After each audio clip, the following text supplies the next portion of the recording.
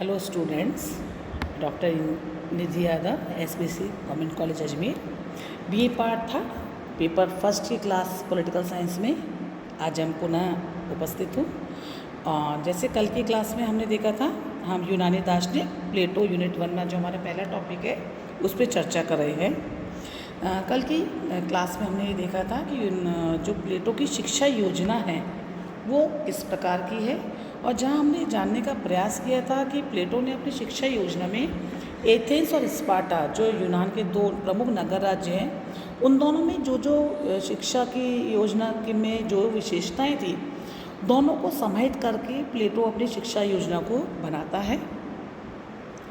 तो और उसमें हमने ये जानने का प्रयास किया था कि जो प्लेटो की जो शिक्षा योजना है उसमें क्या विषय होंगे, उस शिक्षा योजना में शिक्षा कितने भागों में बटेगी, किस किस आयु वर्ग में किस प्रकार की शिक्षा होगी, ये जानने का प्रयास किया था। और हमने ये देखा था कि चाहे रूसो हैं, प्रमुख विचारक सेबाइन हैं, इन्होंने यही कहा कि प्लेटो ने जो उस शिक्षा का जो ये पूरी अपनी योजना बनाई है वो बहुत ही मौलिक और महत्वपूर्ण है। आज की क्लास में हम ये देखेंगे कि प्लेटो की शिक्षा योजना जो उन्होंने बनाई थी उनकी क्या क्या प्रमुख विशेषताएं हैं। सबसे पहली बात जो हम देखते हैं कि प्लेटो की जो शिक्षा योजना है वो राज्य के द्वारा नियंत्रित और अनिवार्य शिक्षा की व्यवस्था है। क्योंकि यहाँ पे अगर शिक्षा कोई निजी हाथों के अंदर नहीं बल्कि राज्य के हाथों में सौंप दी गई है कि जो शासक वर्ग होगा, जो राज्य के रूप में शासक, राज्य में जो शासक वर्ग है वही शिक्षा के माध्यम से नागरिकों के चरित्र में सुधार करेगा और उनमें कर्तव्यों की प्रवृत्ति को उत्पन्न करेगा। जैसा कि इस संबंध में एक प्रमुख विचारक है सेबाइन, उन्होंने कहा भी है कि प्लेटो की जो शिक्षा है वो मानवीय प्रवृत्ति में, उसकी प्रवृत्ति में सुधार कर वो एक ऐसे राज्य का निर्माण करने का प्रयास करता है कि जहाँ प्लेटो अपनी शिक्षा के द्वारा जो शासक तैयार करेगा उनसे वो एक सकारात्मक एफर्ट वो अपना इसमें डालता है। तो पहली विशेषता जो निकल करके आती है कि प्लेटो की जो भी शिक्षा योजना है वो किन्हीं निजी हाथों में नहीं है, न ही वो परिवार का दायित्व है, बल्कि राज्य के द्वारा नियंत्रित और कंपल्सरी एजुकेशन का वो सिस्टम है। दूसरी बात, प्लेटो की जो शिक्षा योजना है वो एक टोटल पैकेज के रूप के अंदर सामने आती है, जहाँ जो नागरिक है या जो स्टूडेंट है उसका संपूर्ण सर्वांगीण विकास करना शिक्षा का उद्देश्य है। यहाँ पे उसकी शारीरिक, मानसिक, आत्मिक टोटल डेवलपमेंट जो उसका है वो शिक्षा के माध्यम से होगा। ये विशेषता अपने आप में बहुत अनूठी है। क्योंकि ये बहुत नेचुरल है या बहुत वास्तविक और एक कंप्लीट एजुकेशन का जो सिस्टम है जिसकी हम बात करते हैं, प्लेटो ने उसको अपनी शिक्षा योजना में देने का प्रयास किया है कि जहाँ वो मात्र नागरिकों के अंदर उनको एक पाठ्यक्रम पूरा कराने तक ही वो संबंधित नहीं है, अपितु नागरिकों का जो सर्वांगीण विकास है उस पर भी वो अपना ध्यान केंद्रित करता है। तीसरी बात, प्लेटो की जो शिक्षा योजना है उसने उसको दो भागों में बांटा है, प्रारंभिक प्राइमरी एजुकेशन और हायर एजुकेशन, है ना, और वो उनको दो भागों में बांटता है। और इस प्रकार से अगर वो और आज के मॉडर्न आधुनिक समय में भी हम देखते हैं कि शिक्षा को हम दो भागों के अंदर बांट करके चलते हैं। तो प्लेटो का जो ये विचार था कि शिक्षा को दो भागों में बांटा जाना चाहिए, बहुत मनोवैज्ञानिक साइकोलॉजिकली, है ना, बहुत एक बिल्कुल राइट, हमको बिल्कुल सही लगता है, एप्ट लगता है कि प्रत्येक उम्र के जो विद्यार्थी होता है उसकी अपनी उस समय की मानसिक दृढ़ताएँ, मानसिक योग्यताएँ अलग प्रकार की होती हैं और एज वाइज के उम्र के हिसाब से उसको अलग किस उम्र में उसको किस प्रकार की शिक्षा की ज़रूरत है वो उसको प्रोवाइड राज्य के द्वारा की जानी चाहिए। ये भी एक बहुत प्रमुख और अपने आप में अनूठी व्यवस्था है। एक बात और है कि जो प्लेटो की जो ये शिक्षा योजना है ये महिला और पुरुष दोनों के लिए है। और इस दृष्टि से अगर हम इस पॉइंट को अगर हम एनालाइज करें तो हम ये देखेंगे कि स्पार्टा में भी यही व्यवस्था थी कि वहाँ पे केवल मात्र पुरुषों को ही नहीं, स्त्रियों को भी बराबर से सैनिक शिक्षा दी जाती थी। तो इस प्रकार से प्लेटो जो कि एथेंस का ही निवासी है और उसने एथेंस की शिक्षा पद्धति में एक सुधार करा है, जहाँ वो पुरुषों के साथ साथ महिलाओं को भी शिक्षित होने का अधिकार देता है। और अगर हम ये देखें तो आज के समय के अगर हम इस बात को देखते हैं आधुनिक समय में, तो ये बहुत आधुनिक प्रतीत होती है। ये अपने समय से बहुत आगे जाने का सोच का जो विचार था वो प्लेटो का हमको प्रतीत होता है। नेक्स्ट बात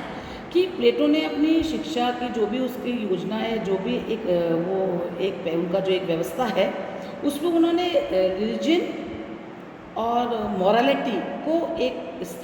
उचित स्थान प्रदान किया है। हमने पहले भी देखा कि जो यूनानी दार्शनिक चिंतक हैं, प्लेटो उसके अंदर नैतिकता और धर्म को प्रमुख स्थान देते हैं। और यहाँ पे जब वो बच्चों के लिए या छात्रों के लिए जब शिक्षा की योजना बनाते हैं, तो विषयों के चयन में या उनके किस प्रकार का साहित्य उनको पढ़ना चाहिए, किस प्रकार की कलाकृतियाँ, किस प्रकार की आकृतियाँ या किस प्रकार का कंटेंट स्टूडेंट पढ़ेंगे, वो नैतिकता की दृष्टि से बहुत सुरुचिपूर्ण और एप्ट होना चाहिए। ये बहुत इम्पोर्टेंट बात है। प्लेटो की शिक्षा योजना ये करने विशेषता ये भी है कि प्लेटो एक गवर्नेंस के लिए या सुशासन के लिए दार्शनिक शासकों को व्यवस्था बताता है जो ज्ञान से भरे हुए हैं, और उनके लिए एक टोटल पैकेज के रूप में एक लंबा शिक्षा की योजना, एक पूरी एक व्यवस्था बताता है, जहाँ वो क्योंकि वो शासन को एक कला मानता है। वो कहता है कि मात्र हर किसी व्यक्ति के अंदर ये गुण नहीं होता है कि वो शासन कार्य को कर ले, तो यह भी उनकी एक अनूठी विशेषता है जहाँ वो शासन को एक कला मान के शासकों के प्रशिक्षण पर बल देता है। आधुनिक संदर्भ में अगर हम इसको देखें तो हम ये भी कह सकते हैं कि आज हमारे जो भी लीडर्स हैं या जो भी पॉलिटिकल लीडर्स हैं या जिन भी पोर्टफोलियोज़ को संभालते हैं,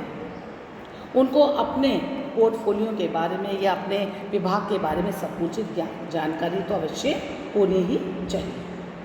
नेक्स्ट विशेषता जो प्लेटो की शिक्षा योजना की हम देखते हैं कि जो उनकी शिक्षा योजना है, उनके लिए शिक्षा जो एजुकेशन सिस्टम है, ये कोई एक शॉर्ट टर्म कोर्स नहीं है, बल्कि एक आजीवन चलने वाला प्रोसेस है। और ये एक बहुत महत्वपूर्ण बात है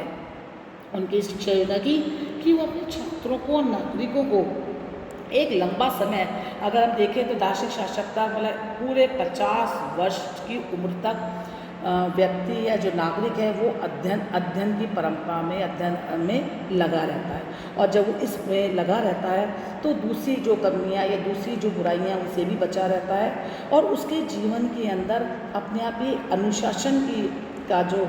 पॉइंट है वो उसके जीवन के अंदर अपने आप ही स्वतः शामिल हो जाता है। तो एक विशेष बात यह है कि उन्होंने, और आज के समय के लिए हम ये देखें कि शिक्षा शास्त्रियों के लिए बहुत बड़ा बात पर दृष्टांत है कि प्लेटो ने अपनी शिक्षा योजना में वो बहुत एक शॉर्ट टर्म या ये नहीं कि बच्चा 15 या 20-21 वर्ष तक का हो गया है तो उसकी एजुकेशन पूरी हो गई है और अब उसे प्रोफेशनल लाइफ में या पब्लिक लाइफ में निकल जाना चाहिए। वो उसके आगे भी जब वो अपनी आजीविका के लिए है, वहाँ पर भी वो उनके लिए कंटिन्यूस सतत रूप से उनको प्रशिक्षित करने की व्यवस्था करता है।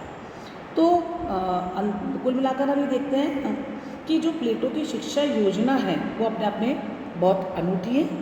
और उन्होंने इसके संबंध में सिर्फ कोई ऐसा नहीं कि कोई सैद्धांतिक रूप से मात्र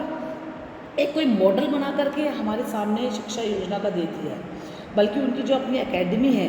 उनमें उन्होंने इन सभी विषयों में, जहाँ पर वो बात करता है संगीत की, व्यायाम की, गणित की, दर्शन शास्त्र की, तर्कशास्त्र की, इन सभी विषयों की, संगीत की, वो इन सभी विषयों को अपने आदर्श शिक्षा व्यवस्था में शामिल भी करता है। लेकिन फिर साथ ही साथ हम ये भी देखते हैं कि जो प्लेटो की जो शिक्षा पद्धति है इसके अंदर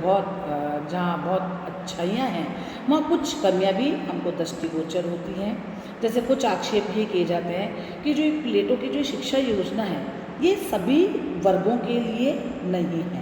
क्योंकि वो उत्पादक वर्ग को तो शुरुआती उसके अंदर ही उससे अलग कर देता है, जहाँ वो उनके लिए कोई विशेष प्रारंभिक शिक्षा बस उनको देता है और बाद में वो कहता है कि वो अपने कार्यों को करें। लेकिन हाँ, वो अपना सारा ध्यान जो है वो सैनिक वर्ग और शासक वर्ग की शिक्षा पर ही केंद्रित करता है। सेबाइन जैसे प्रमुख विचारक ने भी यही कहा है कि प्लेटोवादी जो शिक्षा योजना है उसका ये गंभीर दोष है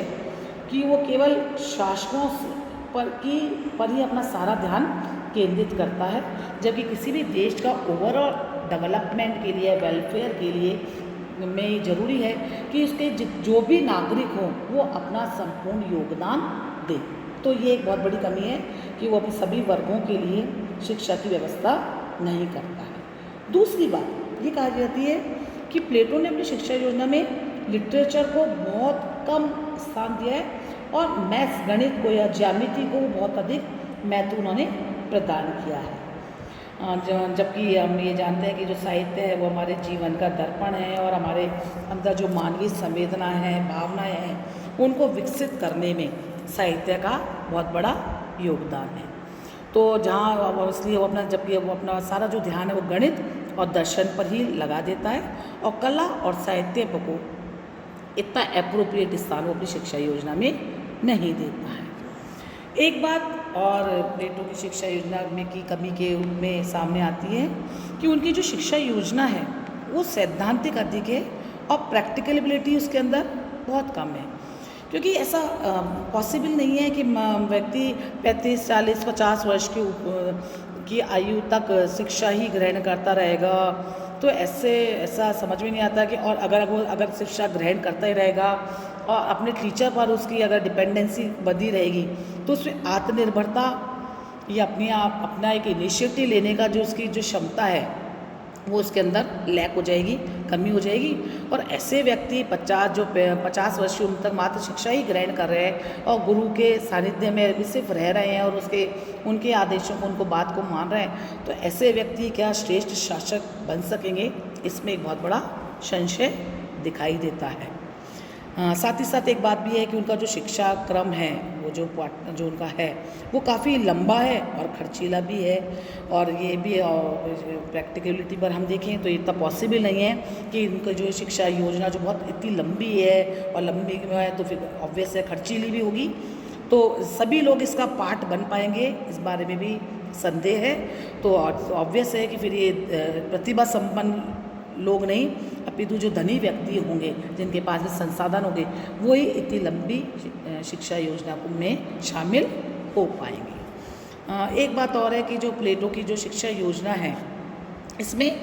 राज्य की प्रकृति और उसकी आवश्यकता पर बहुत अधिक जोर दिया गया है, क्योंकि यही माना गया कि शिक्षा योजना का एक मात्र उद्देश्य है अच्छे शासक तैयार करना, अच्छे दार्शनिक शासक करना, जो एक उनसे आदर्श राज्य का जो कॉन्सेप्ट है या आदर्श राज्य का जो उनका स्वप्न है वो उसको पूरा कर सके। तो यहाँ हम ये देखते हैं कि जो व्यक्तिगत मनुष्य का जो या छात्रों का जो उसका